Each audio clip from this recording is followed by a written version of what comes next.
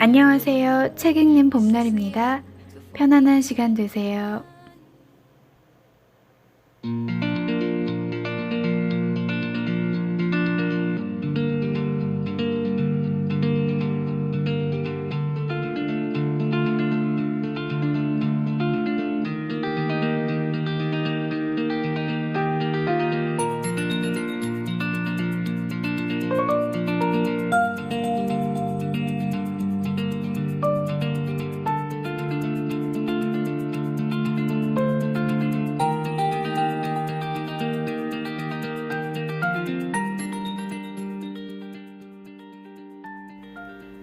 스코르타의 태양, 로랑 고대 장편 소설.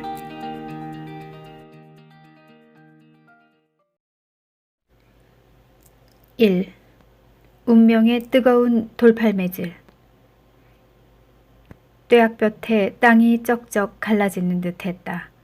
바람이라도 한 점 불면 올리브 나무들이 남아 살랑이련만 도대체 아무것도 움직이지 않았다. 언덕의 향기도 사그라진 지 오래였다. 돌덩이들은 고열에 시달리며 신음하고 있었다. 8월의 태양이 가르가노 고원을 짓누르고 있었다. 왕처럼 당당하게. 그 누구도 믿을 수 없었으리라. 언젠가 이 땅에도 비가 내렸다는 것을. 그 빗물이 받치며 올리브 나무를 촉촉이 적셔주었다는 것을. 그 누구도 믿을 수 없었으리라. 이 메마른 하늘 아래 동물에게든 식물에게든 양분이 되어줄 만한 뭔가가 존재했다는 것을. 때는 오후 2시, 땅은 화형에 처해지고 있었다. 먼지가 자욱이 이는 길을 당나귀 한 마리가 느릿느릿 걸어가고 있었다. 굽이굽이 모퉁이를 따라 아무 불평도 없이 그 무엇도 당나귀의 고집을 꺾을 수 없었다. 숨통을 틀어막는 뙤약볕도, 발굽을 찔러대는 자갈도. 당나귀는 계속 앞으로 나아갔다. 그 위에 올라탄 사내는 유령 같았다. 옛날 옛적 이 땅에 유배되었다 죽은 사내의 유령. 사내는 꼼짝도 하지 않았다. 더위를 먹은 탓일까? 당나귀의 발길에 몸을 내맡긴 채 꼼짝도 하지 않았다. 당나귀는 뙤약볕도 아랑곳 않고 고집스레 앞으로 나아가고 있었다. 느릿느릿 한 걸음 한 걸음 힘들여 발길을 재촉하지 않고 수십 리 길을 줄여나가고 있었다. 사내는 이를 악물고 중얼거렸다. 말소리는 금세 볕에 바스라져 버렸다. 그 무엇도 날 쓰러뜨리진 못해. 뙤약볕에 도마뱀들이 다 말라 죽는다 해도 난 버틸 거야. 너무나 오래 기다려왔으니까. 땅에 불길이 일고 내 머리칼이 다 불타버린다 해도 난 계속 길을 갈 거야. 끝까지. 얼마나 시간이 흘렀을까. 후끈거리는 열기로 풍경마저 일렁거리고 있을 때 그때였다. 모퉁이를 도는 순간 바다가 눈앞에 펼쳐졌다. 이제야 세상 끝에 이르렀군. 지난 15년 동안 오직 이 순간만을 기다려왔지. 사내가 속으로 중얼거렸다. 바다가 눈앞에 있었다. 거울처럼 꼼짝도 않고 태양만 눈부시게 비춰내고 있는 바다가. 사내가 지나온 길은 마을로도 다른 길로도 통하지 않았다. 곧장 앞으로만 이어져 있을 뿐이었다. 이제 바다가 꼼짝 않고 볕에 반짝이기만 하는 바다가 나타났으니 길은 끊어진 게 분명했다. 그래도 당나귀는 걸음을 멈추지 않았다. 사내가 고삐를 늦추지 않는 한 물속이라도 걸어 들어갈 듯 했다. 느리지만 한결같은 걸음으로. 사내는 꼼짝도 하지 않았다. 머리가 어지러웠다. 아무래도 착각을 한 모양이었다. 눈앞 까마득히 펼쳐진 건 언덕과 바다뿐이었다. 사내는 다시 속으로 중얼거렸다. 길을 잘못 들었나 보군. 여태 마을이 눈에 들어오지 않다니. 혹 마을 전체가 뒷걸음질쳐 물러나 버린 건 아닐까? 그래, 다들 내가 오는 걸 알아차리고는 바닷속으로 물러가 버린 거야. 소용없어. 나 물러서지 않을 테니까. 물속이라도 뛰어들 거야. 끝까지 갈 거라고. 끝까지. 복수가 이뤄질 때까지. 당나귀는 어느새 세상의 마지막 언덕 같아 보이는 언덕의 꼭대기에 이르렀다. 그리고 그때서야 몬테푸치오 마을이 사내의 눈에 들어왔다. 사내는 빙그레 웃었다. 마을이 통째로 제 모습을 드러내놓고 있었다. 잔잔한 바다를 굽어보고 있는 바위 절벽 위로 하얀 집들이 다닥다닥 붙어있는 조그만 마을. 그토록 황량한 풍경 속에서 문득 사람 사는 마을이 나타난 게 당나귀에겐 퍽 우습게도 보였으련만 당나귀는 히잉거리지 않고 계속 제 갈 길만 갔다. 마을 어귀에 이르자 사내는 이를 악물고 중얼거렸다. 누구든 내 앞을 가로막기만 해봐. 주먹으로 지디겨 놓을 테다. 사내는 골목 구석구석을 샅샅이 훑어보았다. 그리고 이내 마음을 놓았다. 탁월한 선택이었다. 이때쯤이면 마을은 죽음 같은 잠에 빠져있게 마련이니까. 골목은 텅 비어 있었다. 집집마다 덧창이 내려져 있었다. 모두가 낮잠에 골아떨어져 있을 시간. 지진이 일어난다 해도 누구 하나 밖으로 뛰어나오지 않을 시간이었다. 마을엔 이런 이야기까지 전해오고 있었다.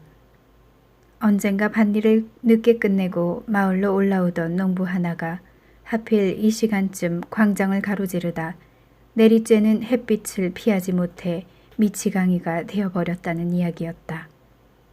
뙤약볕에 농부의 머리가 타버렸다고도 했다. 다들 소문이 사실이라 믿고 있었다. 마을 한가운데 있는 광장은 그리 넓지 않았다. 하지만 이 시간에 광장을 가로지른다는 건 자살행위나 다름없었다. 당나귀는 사내를 태운 채 가리발디 거리를 1875년 당시엔 아직 신장로라고 불렸던 그 비탈진 길을 느릿느릿 걸어 올라가고 있었다. 사내는 분명 제 갈 곳을 알고 있었다. 아무도 사내를 보지 못했다. 하수구 주변에 들끓는 야윈 도둑고양이들조차도. 사내는 당나귀를 그늘 속으로 몰아가지도 않았다. 앉을 곳을 찾아 쉬려 하지도 않았다. 그저 앞으로 나아갈 뿐이었다. 보는 이를 두렵게 만들 만한 고집이었다. 사내가 다시 중얼거렸다. 변한 게 하나도 없군. 이 너저랑 골목하며 저 먼지 낀 창문들하며. 바로 그때 잠파넬리 신부가 사내를 보았다. 신부는 몬테푸치오의 주임사제로 마을 사람들에게 돈 조르지오 신부님으로 통했는데 때마침 채마밭에 두고 온 기도서를 가지러 가던 참이었다. 채마밭은 성당 건물 바로 옆에 붙은 조그만 땅떼기였다. 신부는 아침나절에 한 두어 시간 밭일을 하느라 헛간 옆 나무걸상 위에 기도서를 놔두고는 깜빡했던 터였다. 그래서 포구를 피하듯 몸을 한껏 웅크리고 눈살을 잔뜩 찌푸린 채 젠걸음으로 달려나가고 있었다. 사람을 미치게 만든다는 뙤약볕을 조금이라도 덜 쬐는 게 상책이었으니까. 바로 그때 사내를 태운 채 신장로를 지나고 있는 당나귀가 신부의 눈에 들어왔다. 돈 조르지오 신부는 자기도 모르게 잠시 멈춰서서 성호를 그었다. 그러고는 볕을 피해 성당의 두터운 나무문 안으로 들어갔다.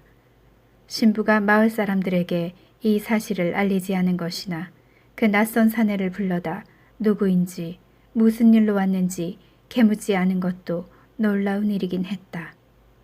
그 당시 이 마을로 놀러오는 사람은 거의 없었고 신부는 마을 사람들의 이름과 얼굴을 일일이 다 기억하고 있었다. 하지만 더더욱 놀라운 건 신부가 방으로 돌아오자마자 사내에 대해 잊어버렸다는 거였다. 신부는 자리에 눕자마자 한여름 낮의 단잠 속에 빠져들고 말았다. 그러니까 돈 조르지오 신부는 사내가 무슨 유령이라도 되는 양 그 앞에서 성호를 그었던 것이다. 신부는 루치아노 마스칼조네를 미처 알아보지 못했다. 하긴 어떻게 알아볼 수 있었겠는가. 루치아노는 예전과는 완전히 딴판이 되어 있었다. 나이는 아직 40대였지만 두 뺨은 마치 노인네처럼 홀쭉하게 패여 있었다. 루치아노 마스칼조네는 모두가 잠든 후줄근한 마을의 옹색한 골목을 이리저리 누비며 앞으로 나아갔다. 세월이 흐르긴 했지만 어쨌든 난 돌아왔어. 돌아왔다고. 당신네들은 아직 모르겠지? 다들 골아 떨어졌을 테니까. 난 당신네들 집 앞에, 당신네들의 창 밑을 지나가고 있다고. 당신네들은 세상 모른 채 코를 골고 있겠지? 난 이렇게 돌아왔어. 내 몫을 찾기 위해. 어느 결엔가 당나귀가 멈춰섰다. 단번에. 처음부터 잘 알고 있었던 듯 했다. 사내가 찾는 곳이 바로 여기라는 것을. 그리고 사내와 둘이서 불타는 태양에 맞서는 것 또한 바로 여기서 끝난다는 것을. 당나귀는 비스코티네 집 앞에서 단박에 멈춰섰다. 그러고 나서는 꼼짝도 하지 않았다. 사내는 별스럽다 싶을 만큼 날랜 동작으로 당나귀에서 뛰어내렸다. 그리고 현관문을 두드리며 생각했다. 자, 내가 이렇게 돌아왔어. 15년이란 세월을 뛰어넘어서. 얼마나 시간이 흘렀을까. 루치아노가 다시 한번 문을 두드리려는 찰나 스르르 문이 열렸다. 40대로 보이는 여인이 문 뒤에 서 있었다. 잠옷 차림으로. 여인은 한참이나 제 앞에 선 사내를 바라보았다. 아무 말 없이, 아무 표정도 없이, 두려움도 기쁨도 놀라움도 드러내지 않은 채 이제 어떤 일이 벌어질지 어림잡기라도 하듯 사내의 얼굴만 뚫어지게 바라볼 뿐이었다. 루치아노는 꼼짝도 하지 않았다. 여인이 뭔가 신호를 보내주기만 기다리는 듯했다. 손짓이든 눈짓이든 그는 기다리고 있었다. 그러는 동안 그의 몸은 팽팽하게 긴장해 있었다. 문을 닫으려고만 해봐. 조금이라도 물러서려고 하면 바로 그때 덮칠 테니까 문을 부수고 들어갈 테다. 그는 여인을 잡아먹을 듯 노려보았다. 두 사람 사이에 침묵을 깨어줄 신호만을 호시탐탐 기다리면서. 그동안 내가 생각했던 것보다 몇 배는 더 아름답군. 오늘 내가 죽는다 해도 여한은 없어. 그는 잠옷 속에 감춰진 여인의 몸매를 상상해 보았다. 그러자 격렬한 욕망이 치밀어 올랐다. 여인은 아무 말도 하지 않았다. 옛 기억이 서서히 되살아나고 있었다. 여인은 제 앞에 선 사내가 누구인지 대번에 알아보았다. 그가 왜 여기 문 앞에 서 있는지는 풀길 없는 수수께끼였지만 그래서 잠자코 옛일을 돌이켜 생각하는 중이었다. 루치아노 마스칼조네, 바로 그였다.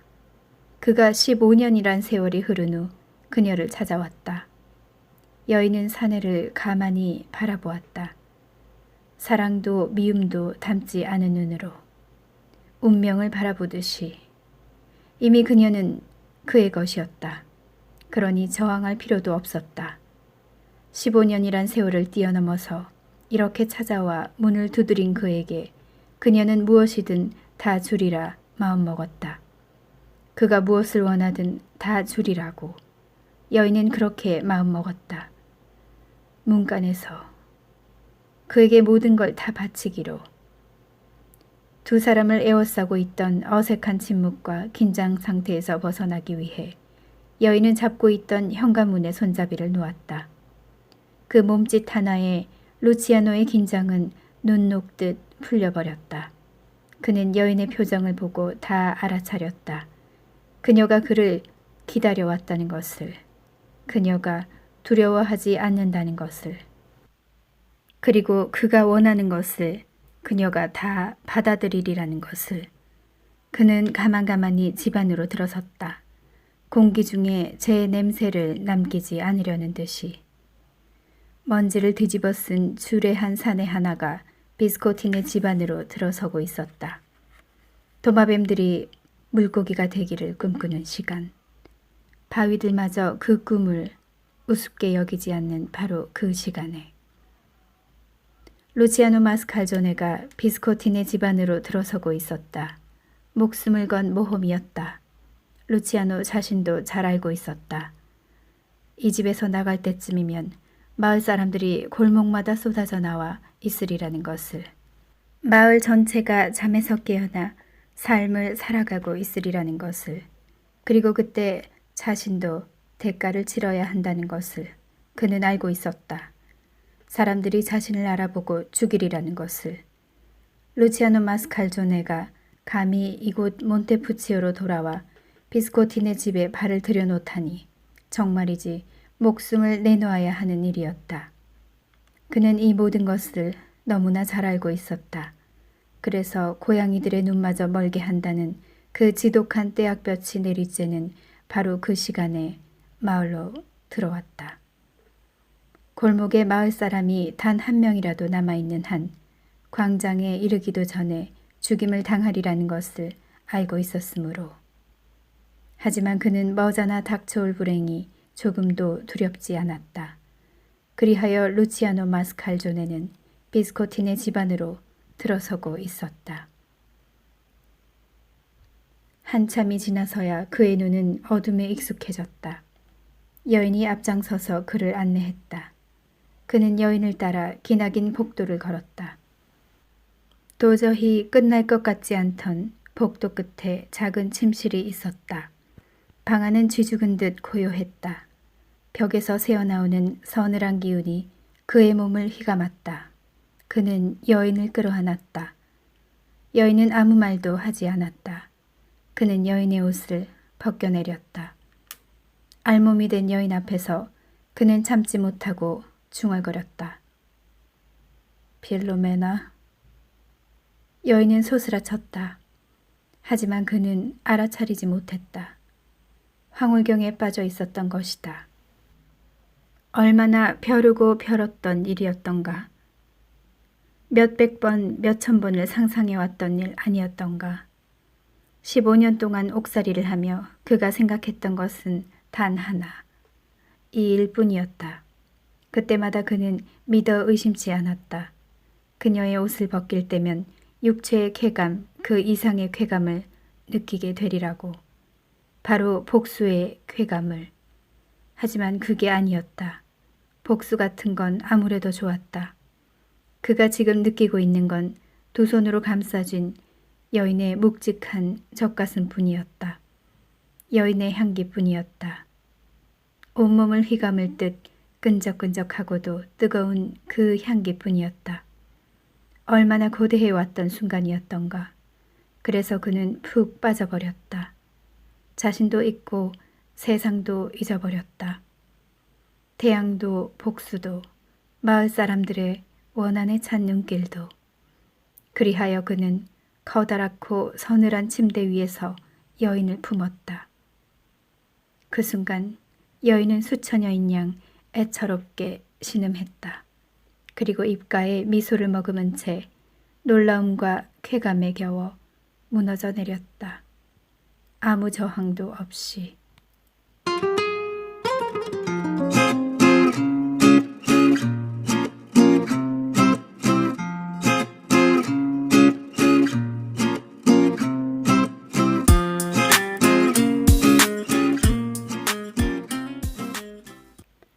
루치아노 마스칼조네는 한평생 마을 사람들의 입에 도둑놈으로 오르내리던 자였다. 그가 화제에 오를 때면 사람들은 땅에 침을 뱉었다. 그는 훔친 물건이며 가축으로 생계를 이었다. 때로는 나그네들의 보찜을 털기도 했다. 심지어 가르가노로 들어오는 길목에서 사람을 죽였다는 이야기도 떠돌았다. 하지만 확실한 건 아니었다. 그에 대해서는 온갖 소문이 무성했다. 한 가지 확실한 건 악당인 그자를 멀리하는 게 이롭다는 것뿐이었다. 한창 잘 나가던 시절 그러니까 도둑놈으로 맹위를 떨치던 시절 루치아노 마스칼조네는 몬테푸치오를 뻔질나게 드나들었다. 나고 자란 곳이 아닌데도 왠지 그곳을 좋아해서 틈만 나면 그곳을 찾았다. 그리고 거기서 필로메나 비스코티를 보았다. 부유하진 않지만 존경받는 집안의 따님인 그 아가씨는 단번에 그의 마음을 사로잡았다. 그도 잘 알고 있었다. 자기 같은 불안당은 그런 아가씨를 아내로 맞을 수 없다는 것을. 그의 욕정은 과연 무렵에 닿았다. 그녀를 가질 수만 있다면 단 하룻밤이라도. 그녀에 대한 욕정을 불태울 때면 그의 두 눈은 해걸음대의 후끈한 빛으로 번뜩이곤 했다. 하지만 운명의 장난인지 그는 그 난폭한 욕망을 채울 수가 없었다. 여느 아침과 다를 바 없던 어느 아침, 그의 은신처에 소총으로 무장한 기마경찰이 5명이나 들이닥쳐 그를 체포해 갔다. 한마디로 개 끌듯 끌고 갔다. 그는 법정에서 징역 15년을 선고받았다. 몬테푸치오 사람들은 그를 기억에서 지워버렸다. 툭하면 동네 처녀들이나 탐내던 그 망종이 사라져버린 것을 기뻐하면서. 옥살이를 하면서 달리 할 일이 없어진 그는 제 삶을 돌이켜보게 되었다.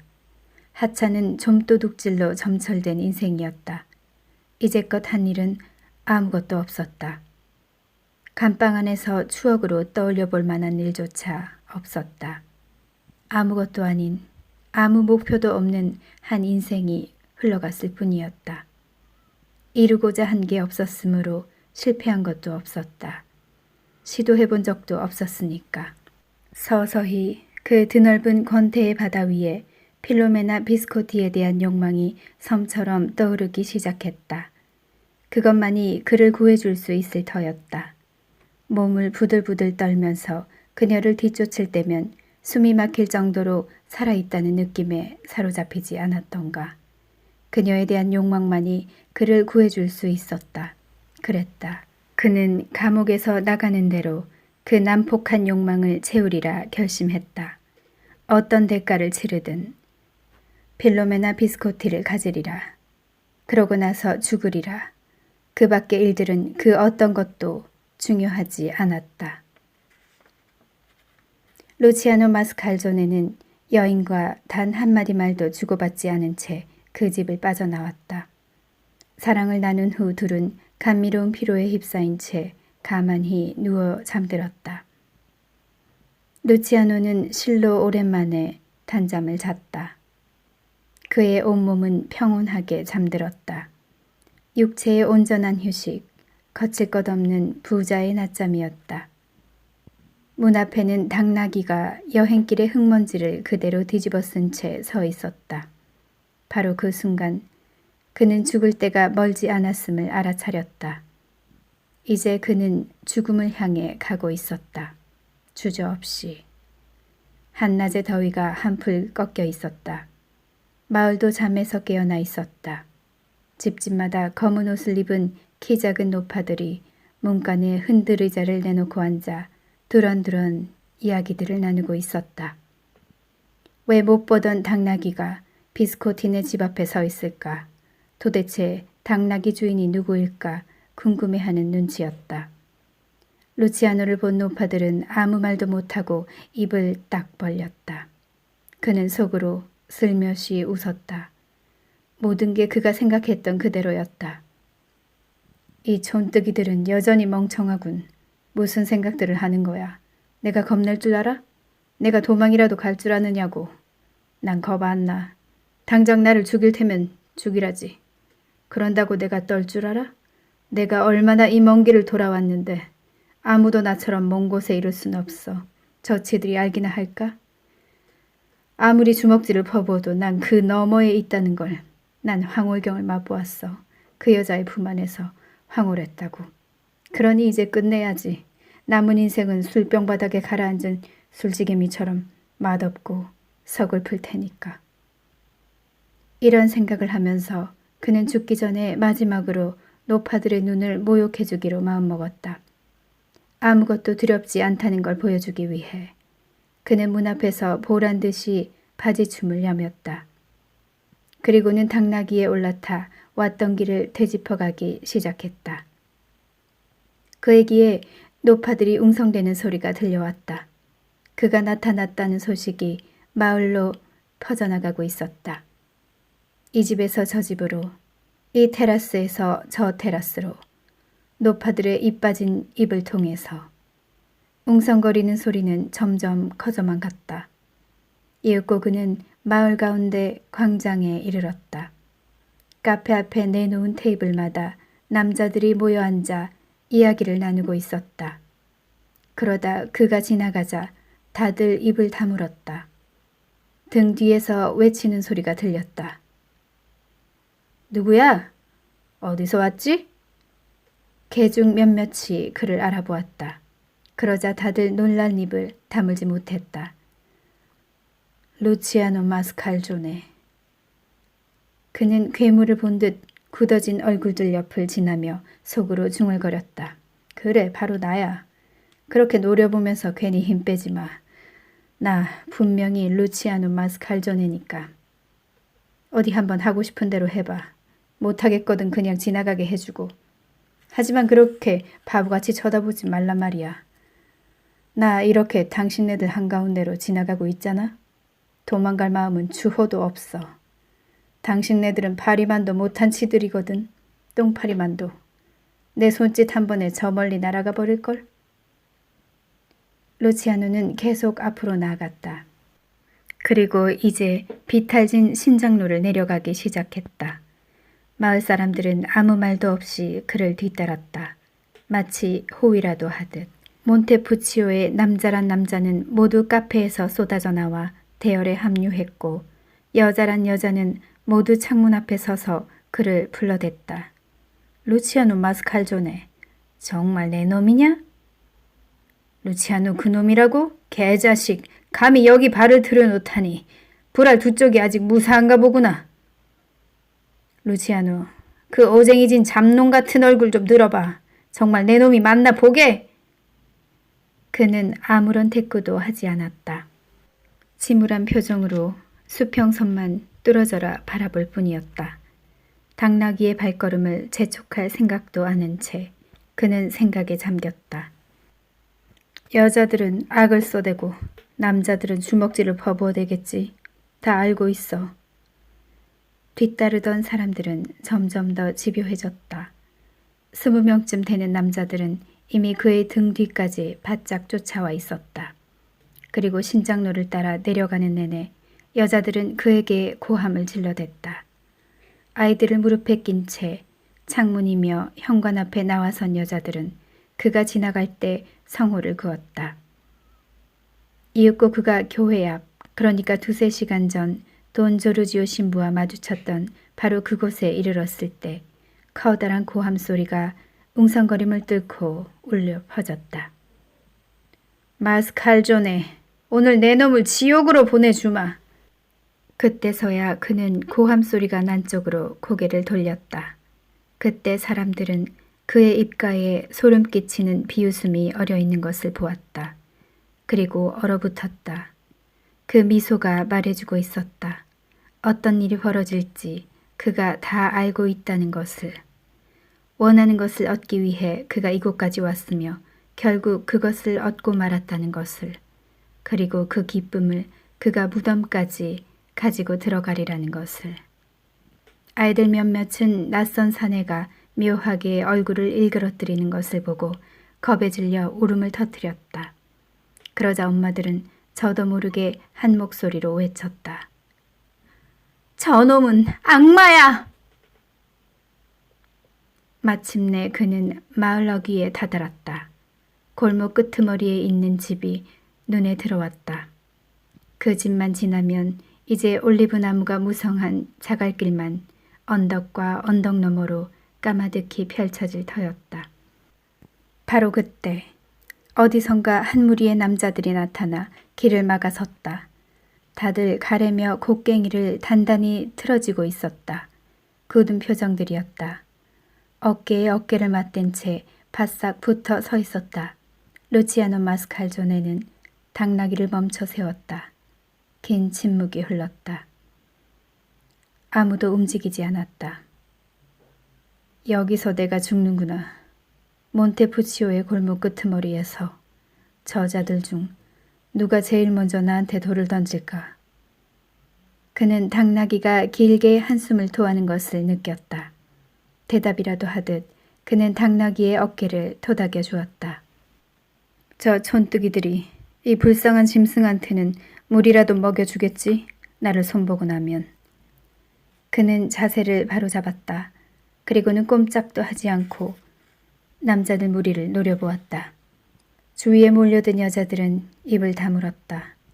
아무도 움직일 엄두를 내지 못했다. 시큼한 냄새가 그의 코끝을 스쳤다. 그가 세상에서 느끼는 마지막 냄새. 그 냄새는 바로 토마토가 말라가는 냄새였다. 몬테푸치오에서 여름이면 집집마다 여자들이 토마토를 내다 말리곤 했다.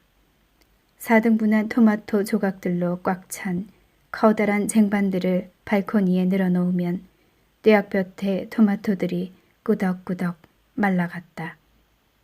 번데기처럼 쪼그라들며 역한 냄새를 풍겼다. 발코니에 내놓은 저 토마토들이 나보다는 훨씬 오래 살겠군. 벼랑간 돌멩이 하나가 날아와 그의 정수리를 때렸다. 그는 뒤돌아볼 기운도 없었다. 그저 당나귀 위에 꼿꼿이 앉아 있으려 애쓸 뿐이었다. 다시 돌멩이가 날아들기 전에 그는 생각했다. 이렇게 죽일 셈이었군. 저자들은 날 이렇게 죽일 셈이었어. 이교도를 처형할 때처럼 돌로 쳐서. 또다시 돌멩이가 날아와 관자놀이를 쳤다. 엄청난 충격에 그는 몸을 가누지 못하고 쓰러졌다. 머리가 먼지 구덩이 속에 처박혔다. 두 발은 등자에 걸쳐진 채. 눈 위로 피가 줄줄 흘러내렸다.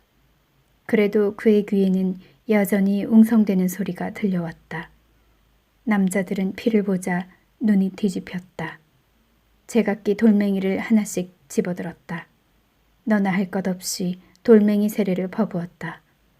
우박이 쏟아지듯 돌멩이들이 쏟아져 내렸다. 몬테푸치오의 뜨거운 돌덩이들이 그의 몸을 죽어라 때려댔다. 돌들은 한낮의 볕으로 활활하게 달궈져서 메마른 언덕 냄새를 자욱하게 피워 올렸다. 그의 셔츠는 뜨겁고 끈끈한 피로 검붉게 물들어 있었다. 난 이제 땅바닥에 들어 누워 있어. 저항하지 않을 테니 쳐. 마음껏 쳐보라고. 그래봤자 내 안에 깃든 걸 죽이진 못할 테니까. 쳐. 난 이제 힘이 다 했어. 피도 다 빠져나간 것 같아. 누가 마지막으로 돌을 던질까? 희한하게도 돌멩이 세례가 뚝 끊겨버렸다. 내가 괴로워하는 모습을 즐기느라 일부러 숨통을 끊어주지 않는 거야. 처음에 그는 이렇게 생각했다. 하지만 그게 아니었다. 신부가 달려와 마을 사람들을 말렸기 때문이었다. 신부는 마을 사람들에게 망나니들이라고 욕을 퍼부으며 당장 돌팔매질을 멈추라고 소리쳤다. 그리고는 그의 곁에 무릎을 꿇고 앉았다. 신부의 숨결이 그의 귀 속으로 파고들어왔다. 내가 옆에 있어 줄게요, 형제님. 내가 곁에 있을 테니 조금만 참아요. 이 돈 조르지오가 형제님을 돌봐드리리다. 돌팔매질은 완전히 멈춰버렸다. 루치아노 마스칼조네는 신부를 밀쳐버리고 싶었다. 그리고 마을 사람들에게 한번 시작한 일은 끝을 보라고 외치고 싶었다. 하지만 그럴 힘이 없었다. 신부는 괜한 수고를 한 셈이었다. 신부가 끼어드는 바람에 그의 고통만 더 길어졌으니까. 마을 사람들더러 미친 듯이 돌을 던지라고 하세요. 나를 짓밟아서 끝장내버리라고. 그는 신부에게 이렇게 말해주고 싶었으나 그의 목구멍에서는 아무 소리도 새어나오지 않았다. 신부가 끼어들지 않았다면 루치아노 마스칼조네는 행복한 죽음을 맞았을 터였다. 입가에 미소를 머금은 채 전투에서 승리를 거두고 장렬하게 전사하는 장군처럼. 하지만 그는 간발의 차이로 그러지 못했다. 생명이 그의 몸을 너무나 천천히 빠져나오는 바람에 결국 들어서는 안 될 것을 듣고 말았던 것이다. 루치아노의 주위로 몰려든 마을 사람들은 돌팔매질을 못하게 된 하프리로 마구 욕을 퍼부었다. 그 욕설 세례가 그에게는 이승에서 들려오는 마지막 소리였다. 이젠 여기 오고 싶은 마음이 싹 가셨을걸? 경고했지, 루치아노? 오늘 내 놈을 지옥에 보내주겠다고 했잖아? 이윽고 들려온 한마디는 그에게 청천벽력과도 같았다. 임마콜라타는 내 놈에게 겁탈당한 여자들 중 마지막이라는 걸 기억해라. 이 개만도 못한 놈. 기진맥진한 루치아노의 몸은 머리끝에서 발끝까지 펄떡 소스라쳤다. 감은 눈꺼풀 너머로 세상이 빙글빙글 돌고 있었다. 임마콜라타라니. 왜 임마콜라타라는 이름을 입에 올리는 거지? 그 여자가 도대체 누구기에? 나랑 사랑을 나눈 건 필로메나인데. 불현듯 과거가 눈앞에 펼쳐졌다. 임마콜라타, 필로메나. 사람들의 잔인한 웃음소리에 뒤섞인 채 옛일이 조금씩 떠오르기 시작했다. 그러다 기억이 완전히 되살아났다. 그는 깨달았다. 주변에서 사람들이 왁자하게 고함을 질러대는 동안 그는 속으로 중얼거렸다. 조금만 더 일찍 죽었더라면 행복했을 것을. 단 몇 분만이라도. 간발의 차이로 이 지경이 되었구나. 뜨거운 돌멩이들이 몸뚱이 위로 쏟아져 내릴 땐 얼마나 기분이 좋던지. 내가 생각했던 그대로였어. 피가 흘러내리고 생명이 빠져나오고 끝까지 미소를 머금은 채 갈 수 있었는데. 저자들을 비웃는 미소를. 간발의 차이로 난 그런 행복을 맛볼 수 없게 되었어. 운명은 끝까지 내 발을 걸고 넘어지는군. 웃음소리가 들려. 몬테푸치오의 사내들이 날 비웃고 있어. 내 피를 빨아들이고 있는 땅도, 당나귀며 개들조차도. 필로메나를 품으러 와서 그 동생을 겁탈한 루치아노 마스칼조네. 승리에 도취되어 죽으려다 결국 익살광대처럼 오만상을 찌푸린 채 먼지구덩이 속에 처박혀 있는 루치아노 마스칼조네. 운명이 날 갖고 논 거야. 희희낙낙하면서. 대학마저 내 실수를 비웃고 있군. 내 인생은 실패작이야. 죽음조차도. 나 루치아노 마스칼조네. 인간을 갖고 노는 운명에게 침을 뱉는다.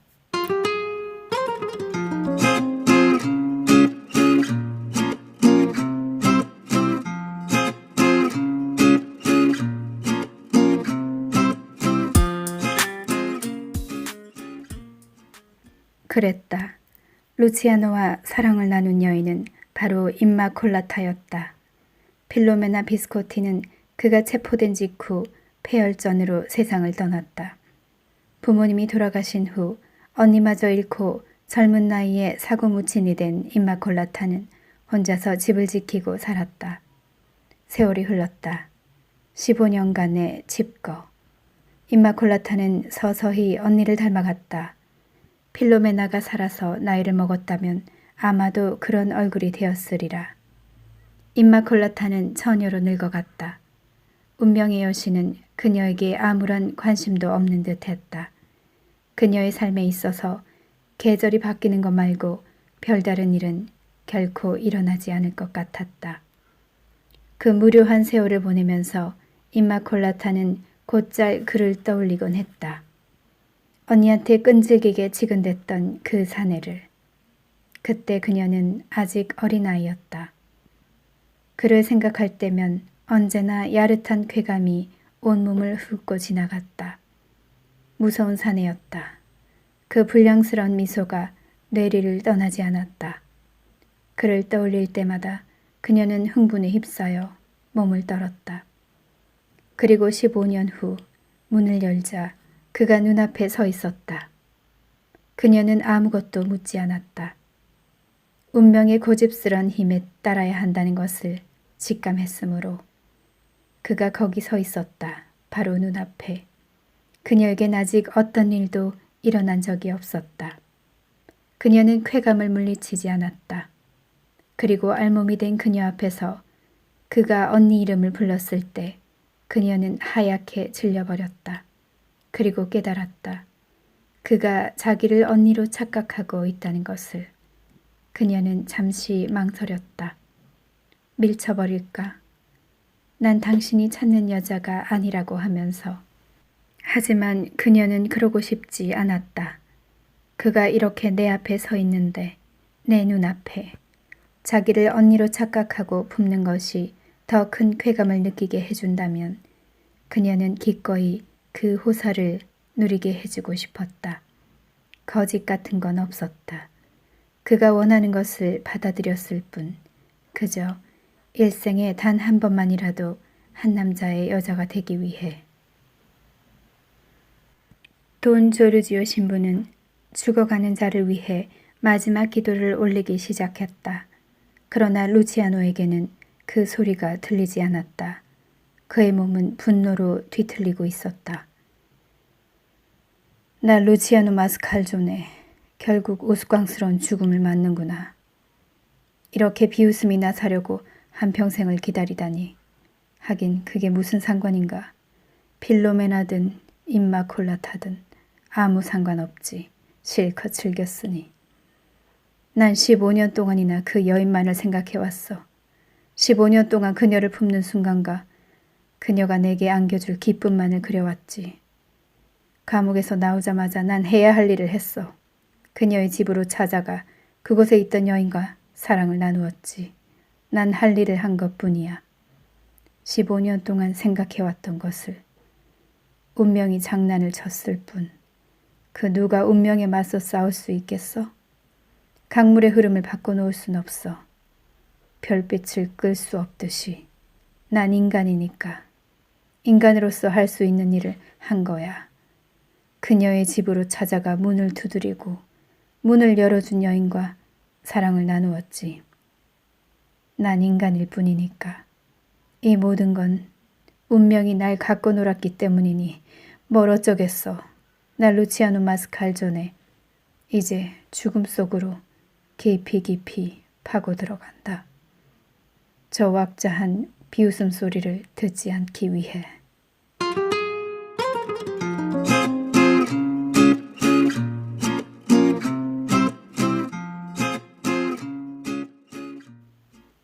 루치아노 마스칼조네는 신부가 기도를 채 끝맺기도 전에 숨을 거두었다.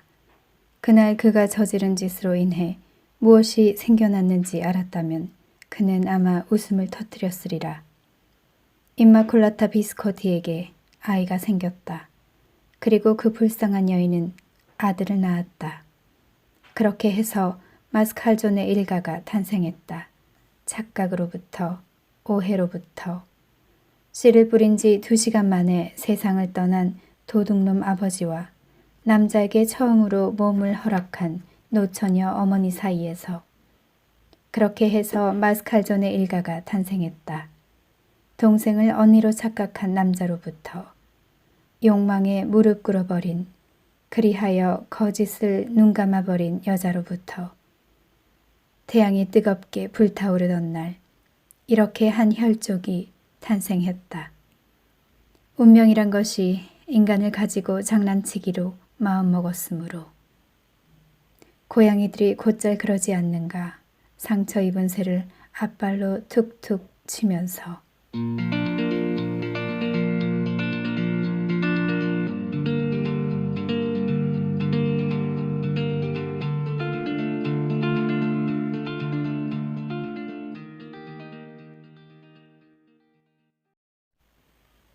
바람이 부는구려. 메마른 풀을 누이고 날카로운 바위를 스치면서 뜨거운 바람이 사람 사는 소리와 갯내를 실어오는구려. 난 이제 늙었어.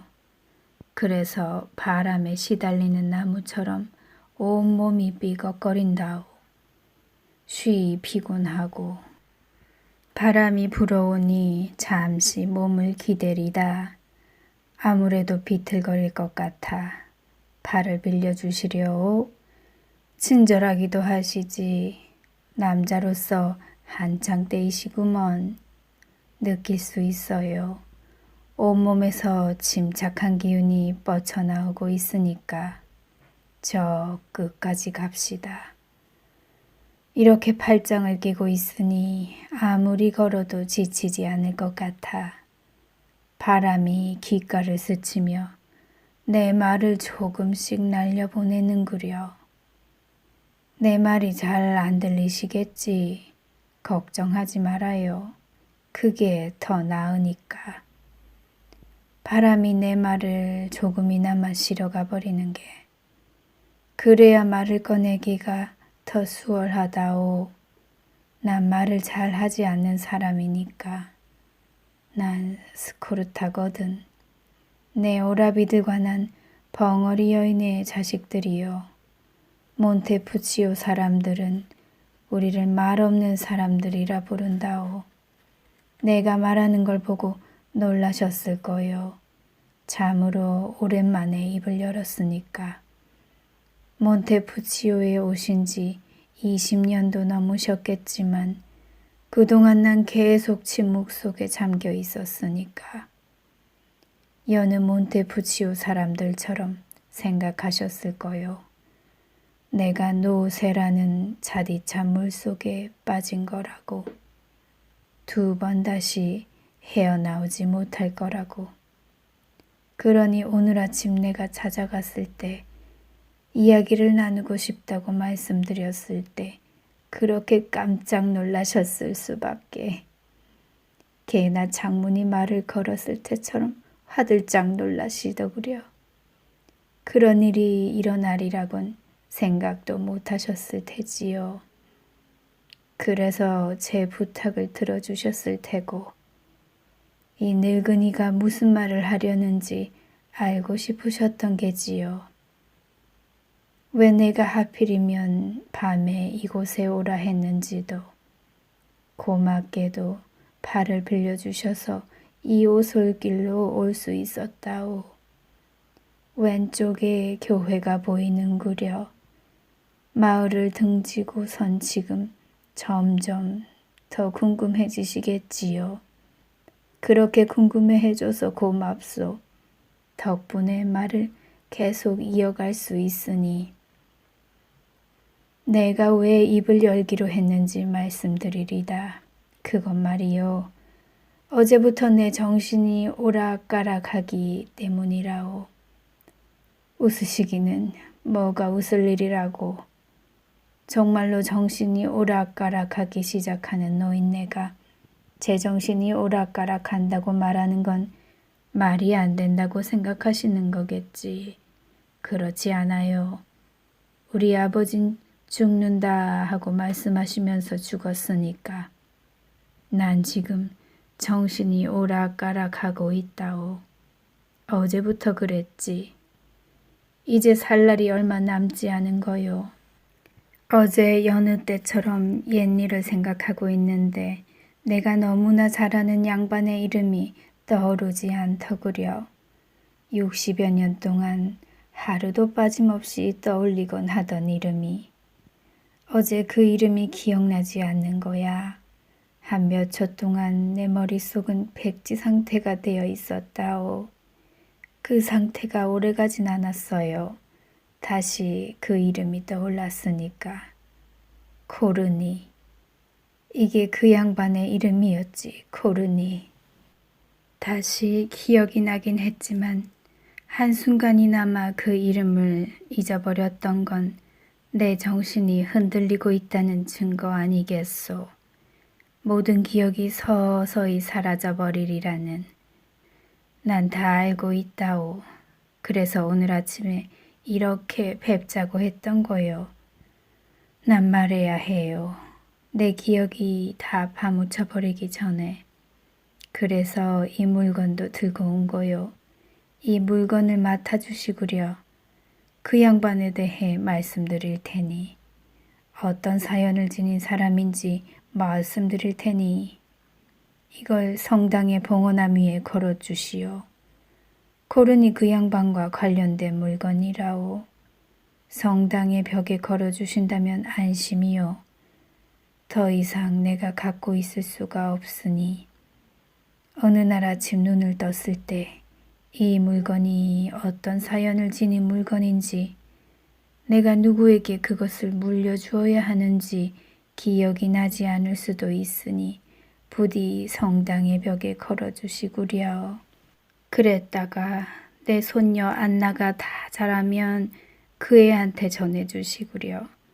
난 머자나 세상을 뜰 테니 그렇지 않더라도 정신이 온전치 못할 테니 그렇게 해주신다면 난 세월을 뛰어넘어 그 애한테 하고픈 말을 할 수 있을 거요. 자, 이걸 보시오. 이 조그만 나무판은 내가 깎고 다듬고 윤을 낸 것이라오. 한가운데 붙어 있는 건 그 옛날 나폴리 뉴욕 편도배표고 그 아래에 매달려 있는 건 구리로 된 메달이지요. 글도 새겨져 있다오. 고르니님께 우리를 뉴욕으로 안내해준 그분을 추억하며 이 물건을 맡기리다. 잊지 마시구려. 안나에게 물려줄 물건이란 걸. 이제 무슨 일인지 다 말씀드리리다. 돈살바토레 신부님. 하지만 그 전에 마지막으로 부탁을 한 가지 더 들어주셔야 해요. 담배를 갖고 왔다오. 내 옆에서 피우시라고. 난 담배 냄새를 좋아하거든. 피우시구려. 사양하지 마시고. 바람이 담배 연기를 묘지까지 실어가 줄 거요. 망자들은 담배 연기를 좋아한다오. 자, 담뱃불을 붙여드리리다. 신부님, 담배 연기에 우리 둘 다 마음이 편해질 거요. 스코르타들을 위한 담배라 생각하시구려. 말을 꺼내기가 두렵소. 이 따뜻한 날씨, 내 이야기를 엿듣느라 몸을 기울인 하늘. 하지만 난 다 이야기해야 해요. 바람이 내 말을 날려보내주기를. 바람에게 이야기한다 생각하고 말할 테니 안 듣는 척 들어주시구려.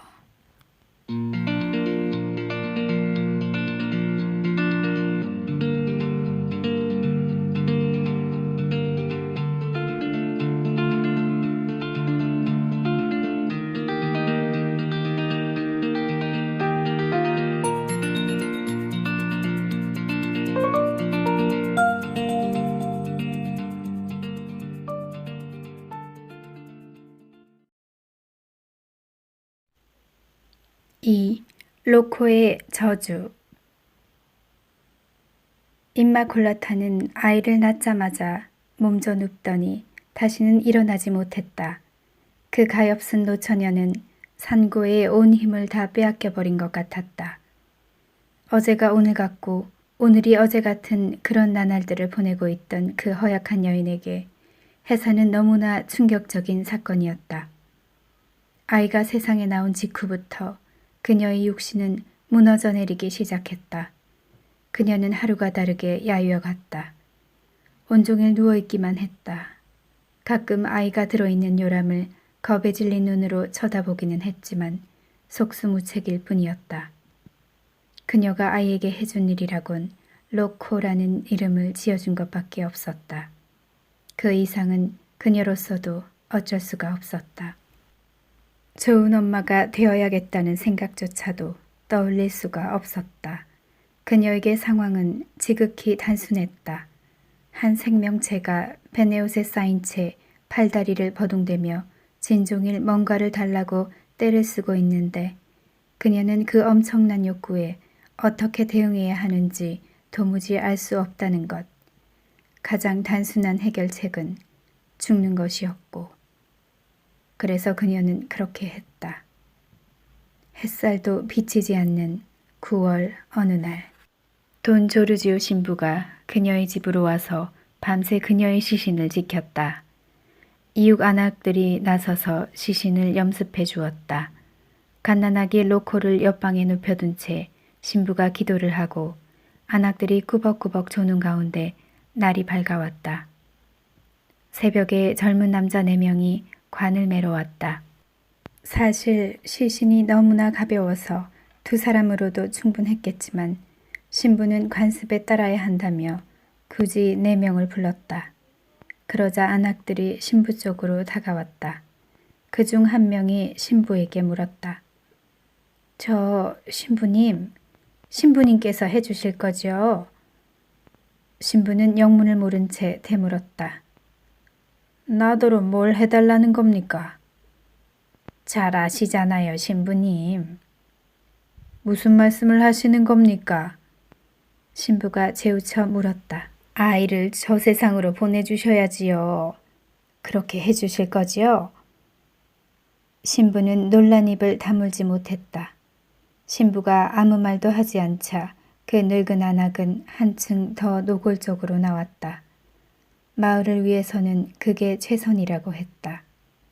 아이의 아버지는 도둑놈이었고 그 어머니는 죽고 없다.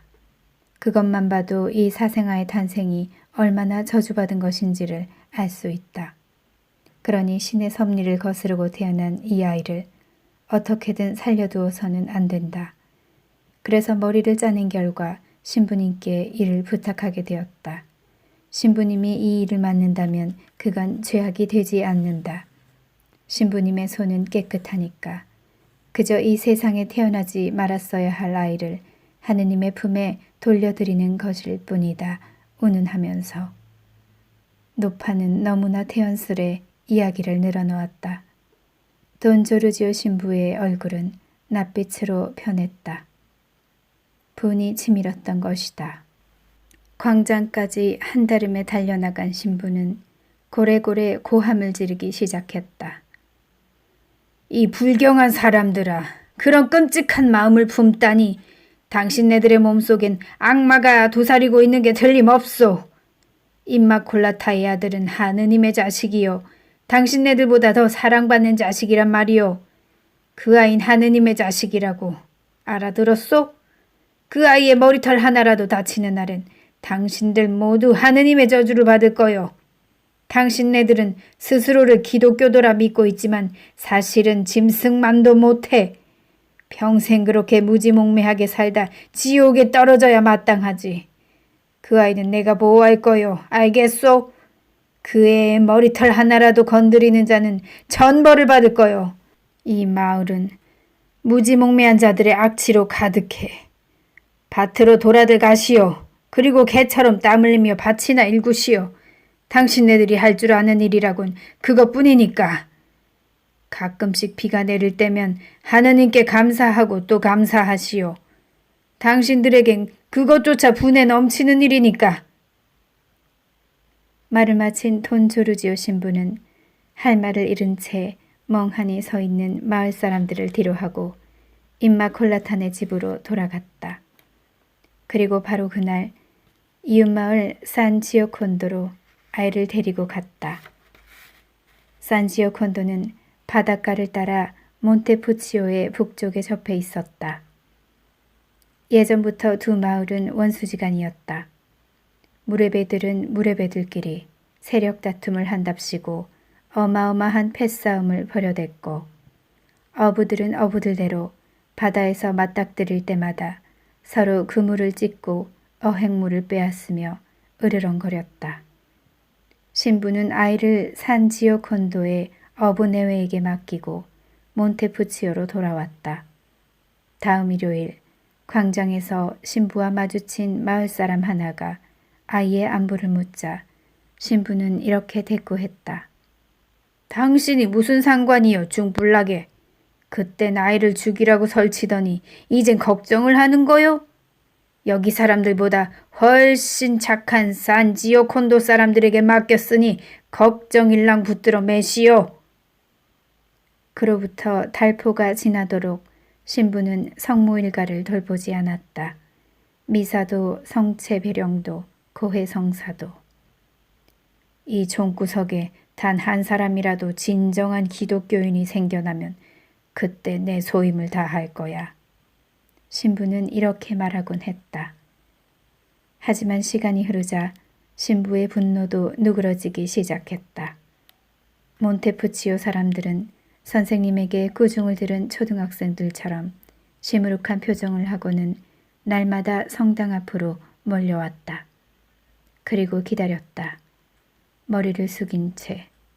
그리하여 마침내 죽은 자들을 위한 일요일이 돌아왔을 때 신부는 성당의 문을 활짝 열어젖혔다.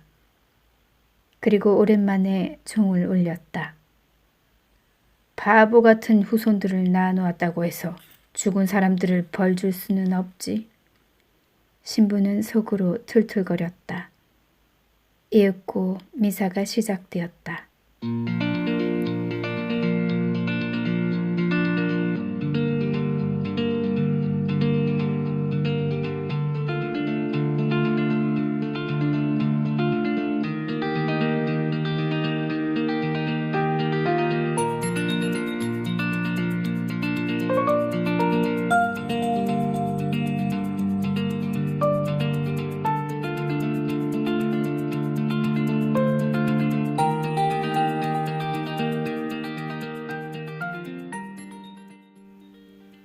로랑 고드의 장편소설 스코르타의 태양.